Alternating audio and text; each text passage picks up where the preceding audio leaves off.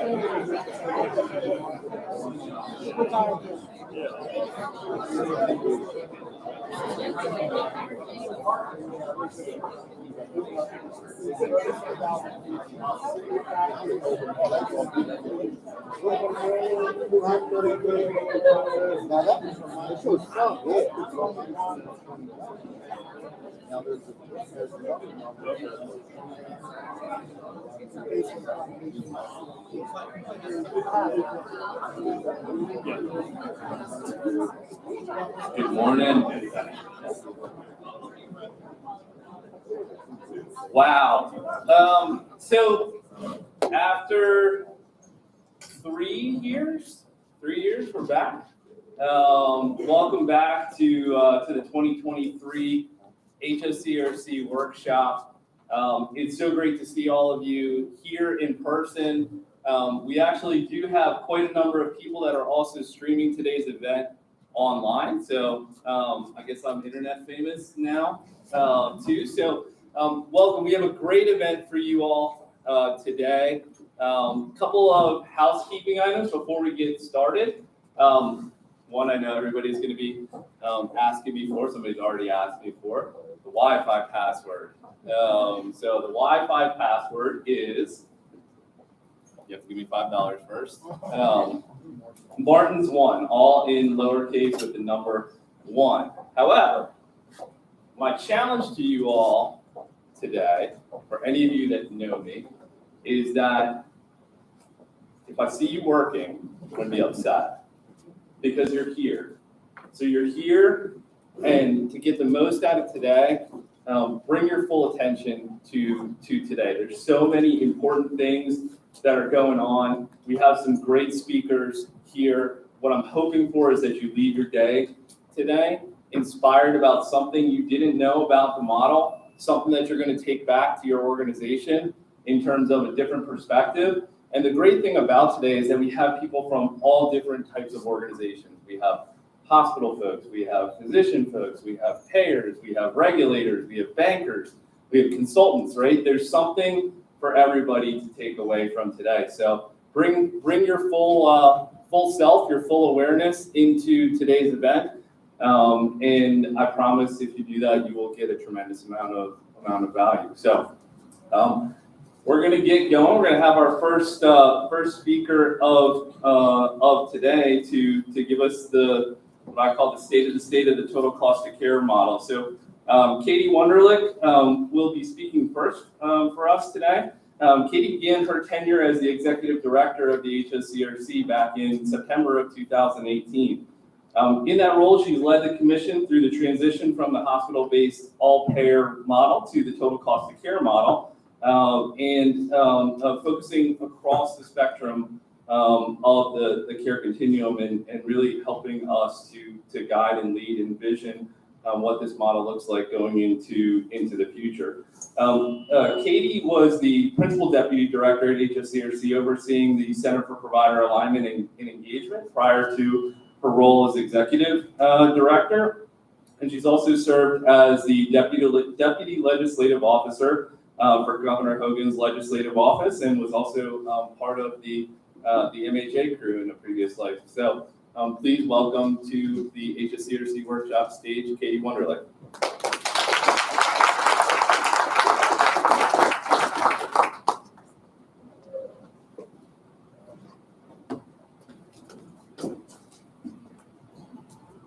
Good morning, everyone. So great to see everybody in person. So great to be back in person. So good to be starting to become, get into some sort of normalcy again, to see everyone and see faces. I really appreciate HFMA for putting this workshop together to have additional interaction with the HSCRC folks to learn a little bit more about what we're doing. And then also importantly for us to learn from you all what's going on in your organizations, what you see, how we can work together. I think one of the great things about our state, there's lots of great things about our state and our system, but as regulators at the HSCRC, we are very much accessible and interact with the hospitals and the other folks that we regulate. And so that can sometimes be a pro and a con. I look at my HSCRC table, but it really is, there's a lot of benefits and advantages to for the HSCRC folks who are putting together policy, who are running data, to talk directly with you all to see what's going on in your organizations, how the policies that we put together, how they play out in real time, how they affect patient outcomes, patient safety and quality, how we're driving towards efficiencies. Because we definitely do not want to operate in a bubble. We don't want to operate kind of at a high level. We want to make sure we understand how things play out so that we can continue to push Maryland forward and care transformation forward in Maryland. So I want to recognize my team at the HSCRC. There's a couple of tables, table 5, table 10, and table 3 I see.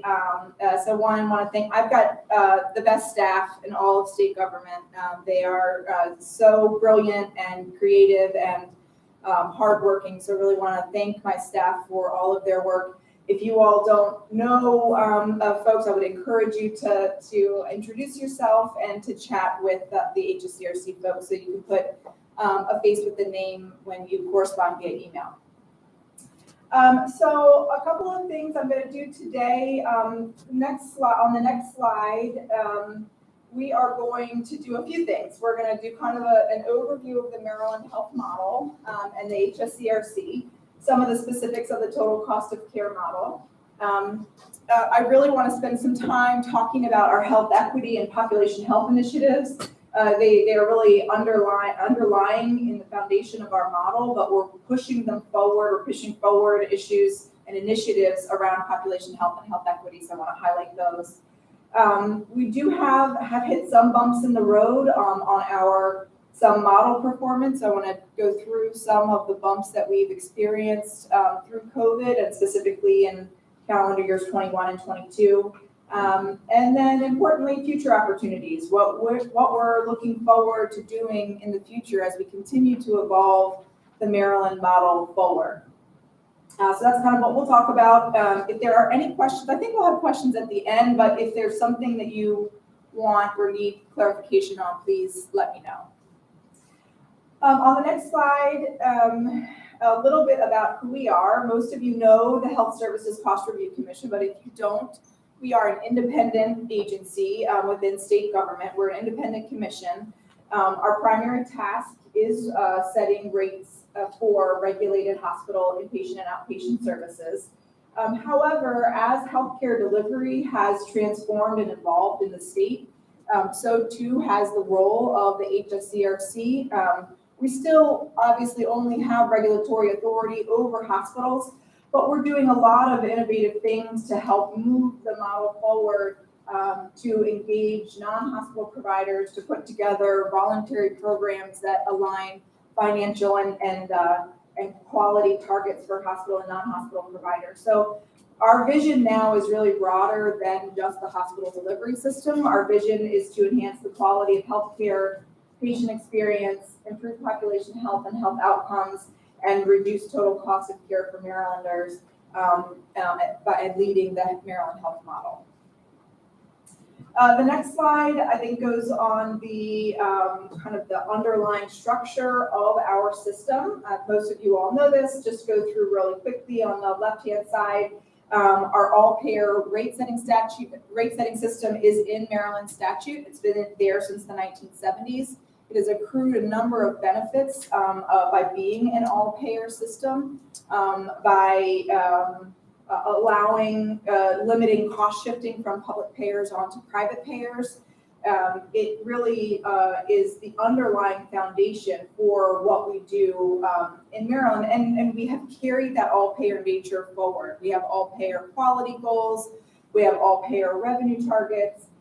Really, we do look to, as we are looking for delivery and reimbursement transformation, we're looking not just at Medicare or one population, but for all payers.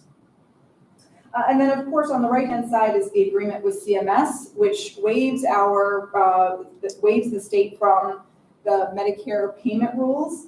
It is a unique agreement with the Centers for Medicare and Medicaid Innovation. We've had 2 iterations of within CMMI thus far. Our first one is the all-payer model that ran from 2014 to 2018. And the second one is the one that we're in right now, is the total cost of care model, which began in 2019 and runs through 28. And we'll talk a lot about where we are within the model, what's coming next, and how we're planning for the future. So now we're going to get into a little bit of the total cost of care model, some specifics. As you know, we can go on to the next slide. The model that we are in now, the total cost of care model, really builds from the hospital-based model that we had under the all-payer model, and is intended to reach the whole spectrum, the broader healthcare spectrum and Maryland communities. So, of course, underlying are those hospital population-based revenues, the GBRs. These have been a significant stabilizing factor, especially in the last few years of COVID. They are a stabilizing factor for rural hospitals. They also drive a lot of care coordination and patient outcomes directly from hospitals. So as you all probably know within your own work, a lot of the hospitals and the health systems drive, in many communities, the broader healthcare system. But of course, we're not stopping at hospitals.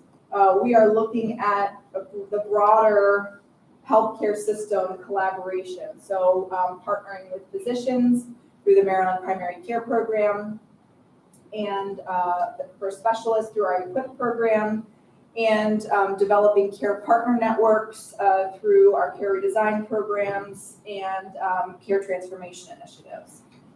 And then, of course, importantly, for the total cost of care model, we are not just looking at hospital cost and quality, but we are looking at population-wide effects. How can we improve health outcomes for the population as a whole? And so we're really looking to expand the impact on consumer access, affordability, and price transparency. Again, that rural hospital and COVID-19 support, reaching across, having programs that are multi-payer aligned, our statewide integrated health improvement strategy, which we'll talk about, and health equity. On the next slide, we talk about, how our model is longstanding. The waiver from Medicare payment dates back to the 1970s. And the healthcare system that we've been able to develop, both the all-payer nature and the equitable financing, has produced a number of benefits. And I don't think we can't say enough how many benefits and advantages come with the model. And it's really important. It's why we work so hard to find creative solutions to help push the model forward, to provide stable financing. So a couple of the things that I know you all have heard and have seen some of the benefits to the state. One, it does control the cost of hospital growth, while at the same time improving quality and patient outcomes. And this is something that we've been talking a lot about in Annapolis, that our model is not just a cost efficiency model. The total cost of care sometimes comes off as, we're just looking at the total cost of care and how do we drive down total cost of care. But that's not at all what we are doing. We are doing quality improvements along with, because to the extent that we are able to reduce costs, we want to make sure that we are not sacrificing patient quality outcomes or access to care. So that's really important that those two go together. It is the total cost of care model, but quality and patient outcomes are just as or more important. Guaranteeing equitable funding of uncompensated care. You all know this, but there are no public hospitals in Maryland. Marylanders are so fortunate to be able to go to any hospital, to be able to go to Hopkins, to Maryland, to Meritus, to Tidal Health. Any hospital that they would like to go to are in the area, and those hospitals equitably share the cost of serving patients to the extent that they are uninsured or underinsured. So a really important benefit to Maryland that we would not want to lose. I talked about the stabilizing nature of the GBRs. We've seen this especially in rural areas, that we've been able to retain a higher public payer reimbursement rate that's helped to keep money and revenue in rural communities, and the GBR system allows, even as inpatient volumes decrease, allows those hospitals to keep a good portion of that revenue for community care. We already talked about the equity, and then of course supporting population health and health equity initiatives. We're able to drive funding for a lot of our population health and health equity initiatives through the model. We're able to generate statewide revenue that can be earmarked directly to focused, targeted population health initiatives. And so it's really a great benefit to the model. The next slide, I think I'm talking a little bit about our quality program overview. We have various quality programs around preventing complications, reducing unnecessary readmissions, improving patient safety and outcomes. But I think what we should all remember as we continue to evolve our quality programs, not only that it is our quality outcomes and our quality scores are integral to the success of the model. But I also want to underscore that the model gives us flexibility that other hospitals in other states do not have. So in Maryland, we are exempt, as you know, from the federal quality programs.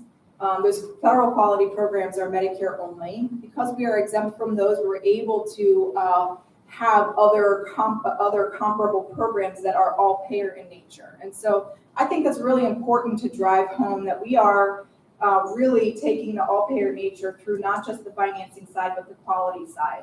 We are able to have quality goals that are for every single patient that come through Maryland hospitals.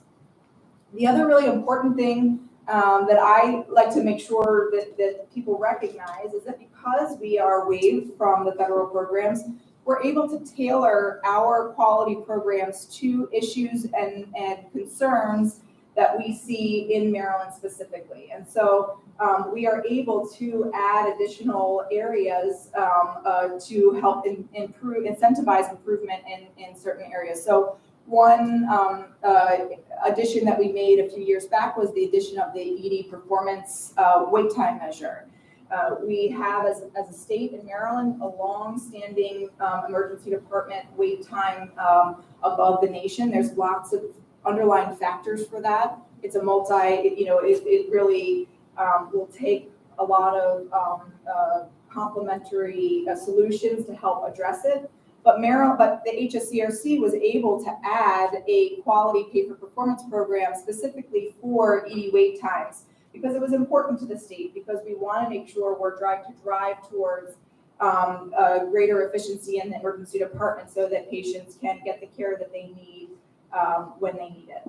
And then the other really important addition to our quality programs is that I'm really proud of our quality team for developing and implementing is a first in the nation health disparities program within our readmissions program. And so we are the first in the nation to add the health disparity measure to our quality pay-for-performance program. And that it makes me very proud that we are putting into action, not just looking at disparities, but really trying to push forward and trying to improve and address disparities that occur in our state. On the next slide is, of course,